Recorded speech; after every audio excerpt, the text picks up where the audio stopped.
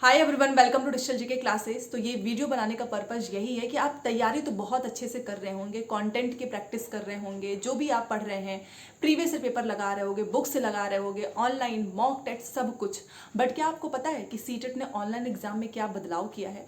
पिछली बार क्या हुआ था कि वो बदलाव ना पता होने की वजह से बहुत से लोग जो हैं वहाँ पर गलत कर दिए, क्योंकि वो चेंज वो अडॉप्ट नहीं कर पाए, परेशान हो गए, स्ट्रेस हो गए, जिसकी वजह से 1 या 2 नंबर से रह गया। बहुत सारे चेंजेस हुए हैं और मेरी रिस्पॉन्सिबिलिटी है कि मैं आपको पढ़ाने के साथ साथ वो छोटी से छोटी चीज़ें बताऊं जो कि आपके दिमाग में रहे कि वहाँ पर ये चेंजेस आएंगे जिसको आपको फेस करना है, और उसकी प्रैक्टिस अभी से ज़रूर करें। देखिए, मैं आपको बताने चाहती हूँ कि जैसे कि मान लो आप प्रीवियस पेपर दे रहे होंगे तो वो सेम पैटर्न फॉलो करते हैं, पुराना वाला वही सेम जो है लाइन लिख देते हैं, 1 2 3 4 कर देते हैं, सेव एंड नेक्स्ट कर दो, आगे बढ़ जाओ।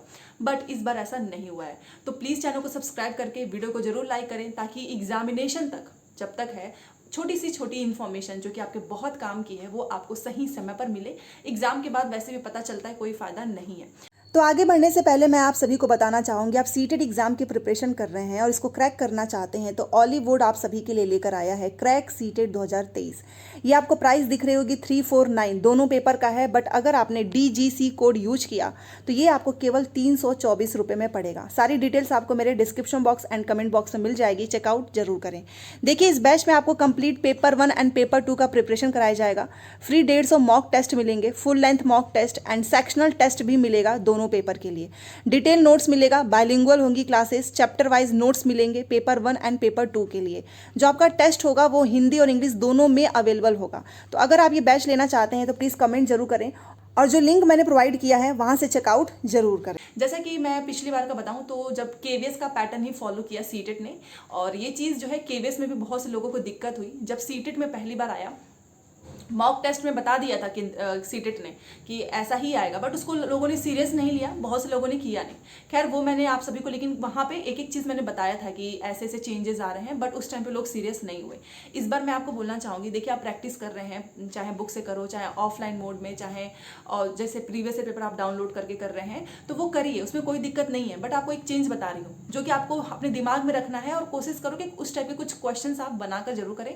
अदरवाइज मैंने सोचा है कि कुछ 10 से 15 क्वेश्चन वैसे मैं बनाऊंगी, ताकि एक जो है हैबिट बन जाए। देखिए कैसे पूछा था, एक एग्जांपल लेती हूँ, आप उसी से समझ जाएंगे। क्वेश्चन ये मैं अपनी तरफ से बना के बता रही हूँ कि क्वेश्चन ये है कि पियाजे के कितने स्टेजेस हैं। आप सभी जानते हो SPCF 4 हैं, ठीक है, ये क्वेश्चन में लिखा है। अब नीचे 4 ऑप्शन आता है, पहले में लिखा होता है कि 4 है, दूसरे में लिखा है 2 है, तीसरे में लिखा है 1 है, और चौथे में लिखा है कि 1 भी नहीं है। तो आप क्या करोगे, आप पहले वाले पे टिक कर दोगे क्योंकि पहले में 4 है, ठीक है, और वहाँ पे टिक करोगे, सेव एंड नेक्स्ट करोगे, आगे बढ़ जाओगे। बट इस बार सीटेट ने क्या किया, 4 ऑप्शंस ऊपर दिए थे, ठीक है, उसके नीचे 4 और ऑप्शंस मिला, और उस 4 ऑप्शन में क्या किया, 1 2 3 4 नंबरिंग थी, बट उस ऑप्शंस के अंदर जो है हमें लगता है ना कि पहला है तो पहला होगा, दूसरा है तो दूसरा होगा, बट उसने क्या किया, ऑप्शन के साथ खेल दिया। उसने क्या किया, पहली लाइन में चौथा डाल दिया, दूसरी लाइन में पहला डाल दिया, तीसरी लाइन में जो है मतलब उल्टा पुल्टा नंबर, 1 वाला 1 में नहीं था, 2 वाला 2 में नहीं था। तो यहाँ पर क्या करना है कि क्वेश्चंस पढ़ना है, उसके नीचे के ऑप्शंस, पहले में लिखा है ना कि 4 हैं तो पहला फिर नीचे ढूंढिए कहाँ पर नंबरिंग है, वहाँ पर सेलेक्ट कर दीजिए। बहुत से लोग क्या थे, जल्दीबाजी में पहले में ही है चौथा तो नीचे भी पहला ही करके चले आए, पता चला पहले के सामने तो लिखा है तीसरा, तो कैसे सही होगा।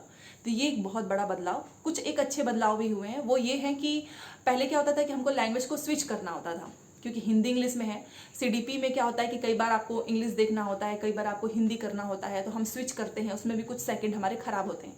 इस बार सीटेट ने क्या किया, उसने हिंदी इंग्लिश दोनों साथ में ही दे दिया लैंग्वेज, तो ये झंझट ही खत्म हो गई कि हमको लैंग्वेज को बार बार चेंज करना है। दूसरा बदलाव पैसेज के साथ किया। पहले क्या होता था कि आपका जो भी पैसेज है हम पढ़ लेते थे, और मतलब उसके बाद से हम उसके साथ कई सारे क्वेश्चंस को डिस्कस कर लेते थे। बट इस बार क्या किया कि पैसेज जो भी है, मान लो हिंदी का पैसेज है, इंग्लिश का पैसेज है, संस्कृत का पैसेज है, तो पैसेज के सामने केवल एक ही क्वेश्चन है।